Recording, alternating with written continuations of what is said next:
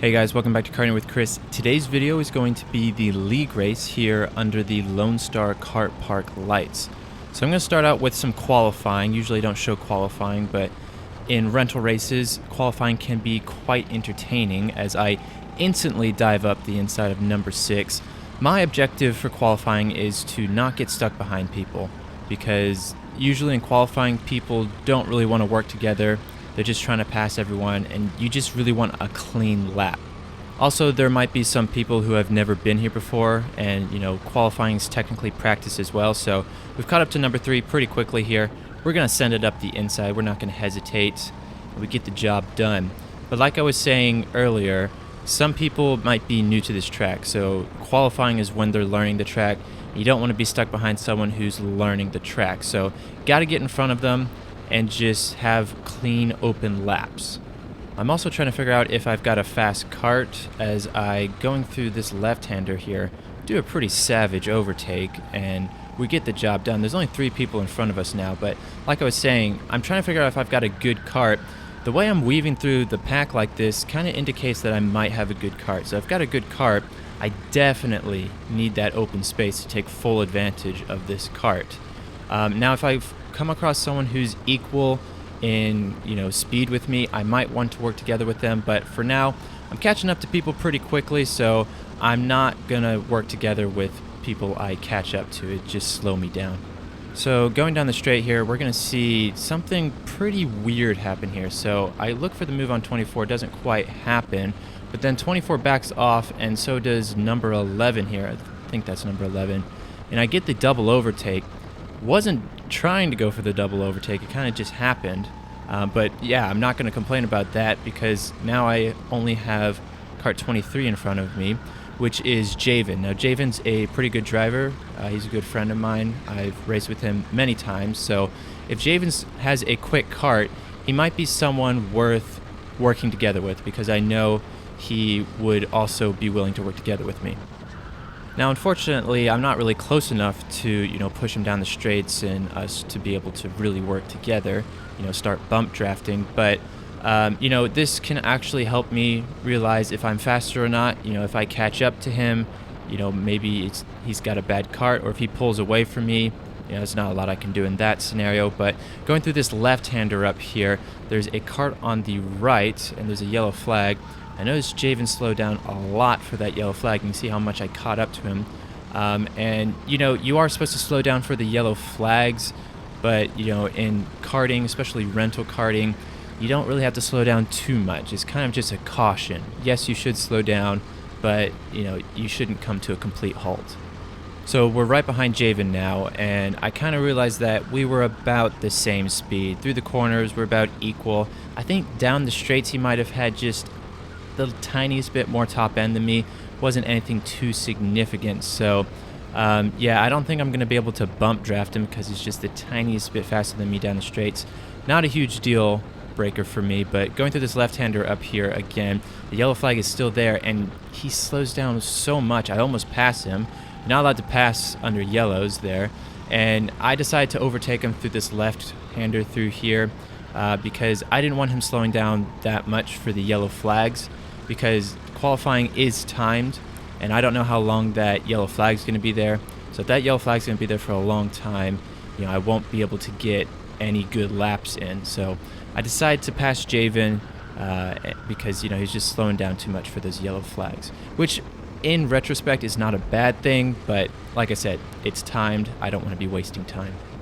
So I'm going to skip ahead a couple of laps here because it is qualifying. It can get kind of boring. I do have a clear open track in front of me, which is what I wanted. That was my plan this whole time. Javen is behind me. I wasn't that much faster than him.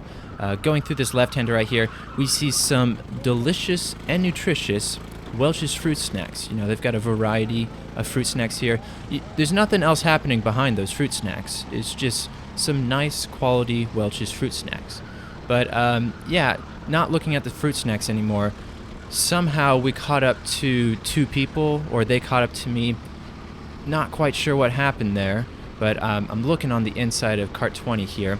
Qualifying is coming to an end, and I don't want to be stuck behind anybody, so I have no idea how this happened. Your guess is as good as mine how these people got in front of me. But yeah, we just got to try and pass them now. Like I said, qualifying is coming to an end. You can see my top end behind number 20 here is not the best. It's not the worst, but it's not the best. But going through this left-hander right here, we're not going to see any Welch's Fruit Snacks because we're going to see a textbook overtake on cart number 20. And now we've got a decent gap to the next cart in front, so I don't think I'm going to have to worry about that.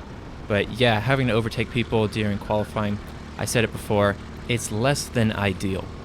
So I'm going to skip ahead a couple of corners to the end of this lap. We're about to start the last lap. Flagman's waving the white flag, indicating there's only one more lap left in qualifying. So I got to really make this one count.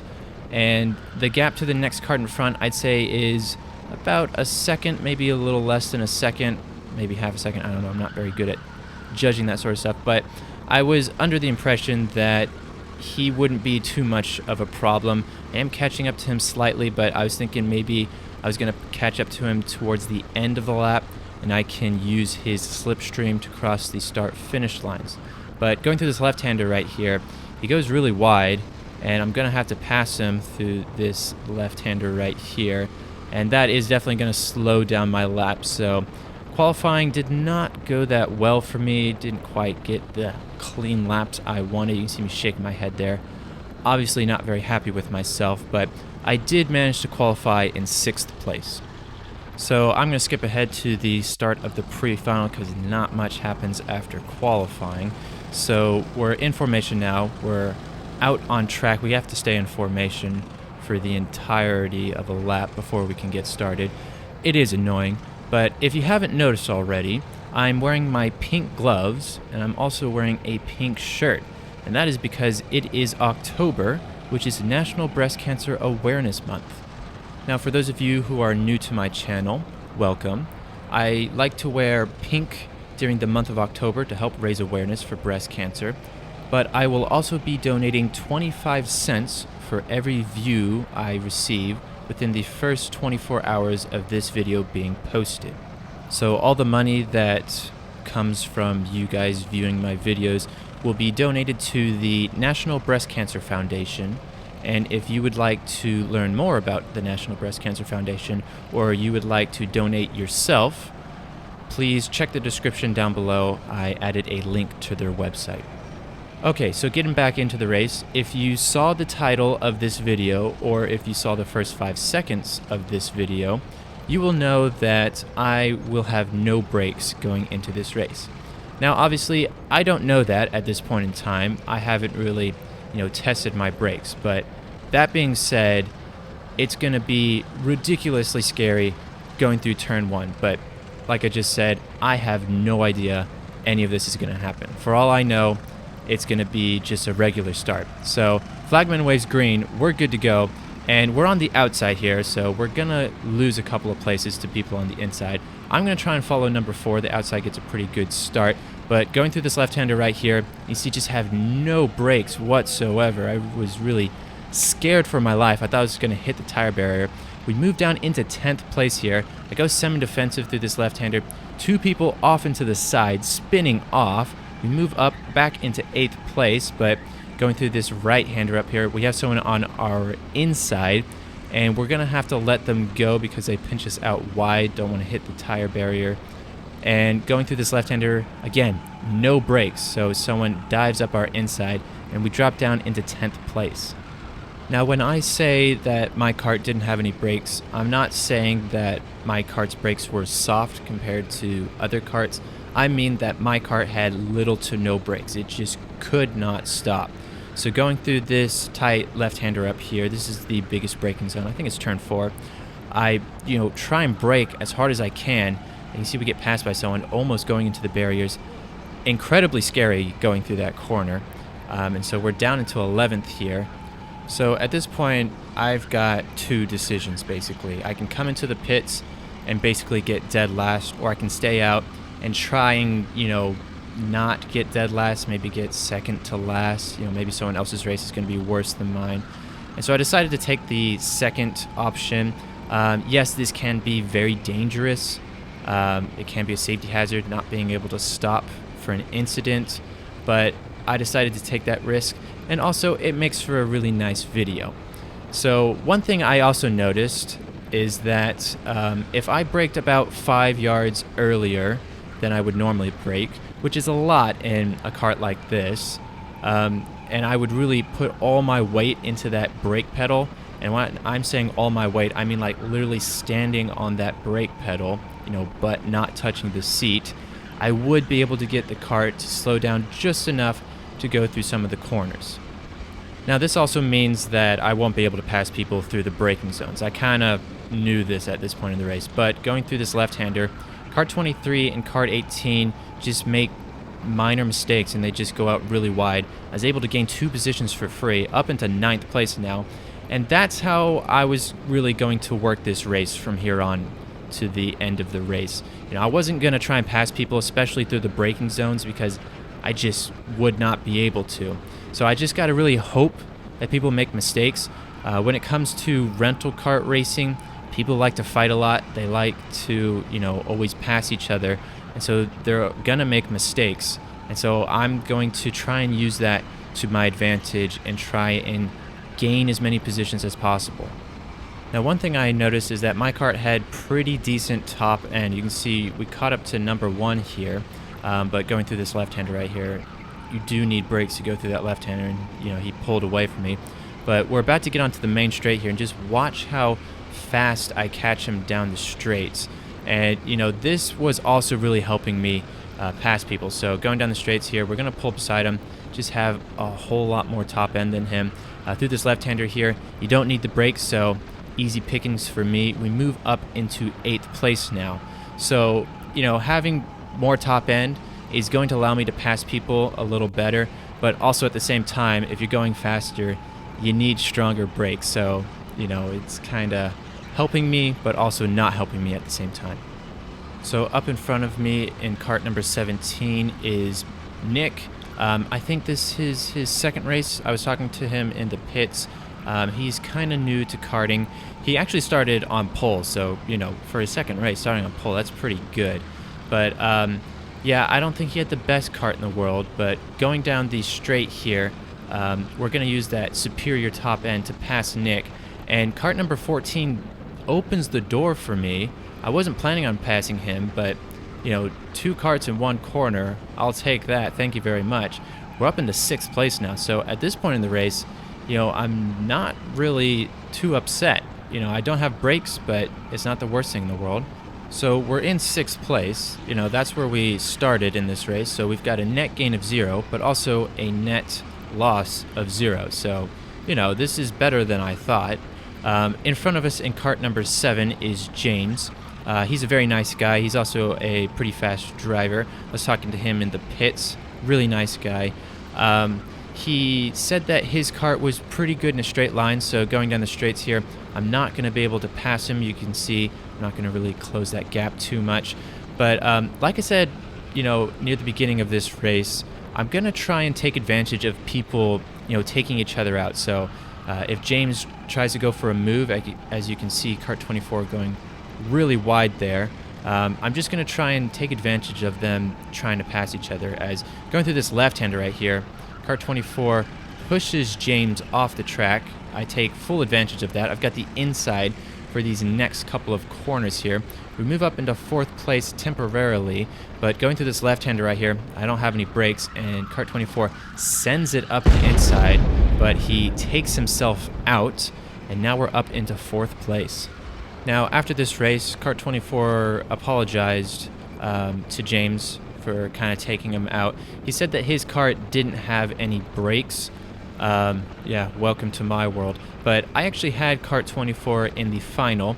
I'm not going to ruin it for you. I will be posting the final later on, so watch out for that video.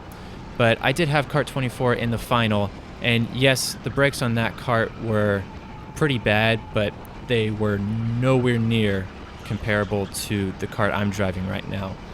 Compared to my kart, that kart had sensational brakes. So the reason my brakes were so bad compared to everyone else is because my brake pedal was getting caught on the plastic of the front bumper. So I am 6'2", so I'm quite tall, and the pedals on this cart are adjustable. So I push my pedals all the way forward, but I pushed them too far forward, and so every single time I pushed the pedals, it would get caught on the plastic in front of them. So like I said earlier, every single time I got into the brakes, I put all my weight on the brake pedal. I was literally standing on the brake pedal. My butt was no longer in the seat through each braking zone. And that's because I had to move the plastic out of the way.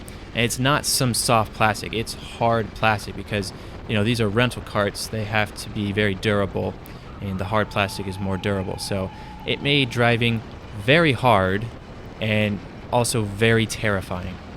Now, somehow, I was able to set a faster lap time in this kart than compared to my qualifying kart, and I think my fastest lap was this lap. So I'm going to walk you through my fastest lap, going through the first couple of corners, full throttle, take the most efficient line. Through this left-hander right here, you got to brake really hard, but also get on the gas pretty early. And then through this left-hander right here, you actually don't have to slow down too much for this corner. Through these double rights, I like to hold them narrow. I've seen some people go wide. I guess it depends on how well your kart handles. Through these couple of right-handers, I like to hold it narrow as well, just taking the most efficient line. Through this left-hander right here, I wasn't the best at this one. Make sure you're tracking all the way out into the red. I noticed that was a little bit faster. And then just the most efficient way to the line. The track is really not that hard. Obviously, if you've got a kart like mine, it can be a little more challenging. So that was the last lap. We finished in 4th place, which was way better than I thought. I thought I was going to finish in like 10th place. So we actually gained 2 positions there. My fastest lap time, for those of you who were wondering, was a 49.2. So not that bad. And this also proves to you that apparently you don't need brakes to drive around this track. So that was one of my most terrifying races I've ever done. Also one of the hardest races I've ever done, because every single time going through the corners, I had no idea what was going to happen. But overall, pretty happy about that race. Gaining positions is always a nice perk as well. Now, I will be posting my final video later on, so make sure you are looking out for that video. But that's all I'm going to have for today. If you liked the video, please consider subscribing. If you have any questions, suggestions, or opinions, please do comment below. Thank you guys for watching, and have a good day.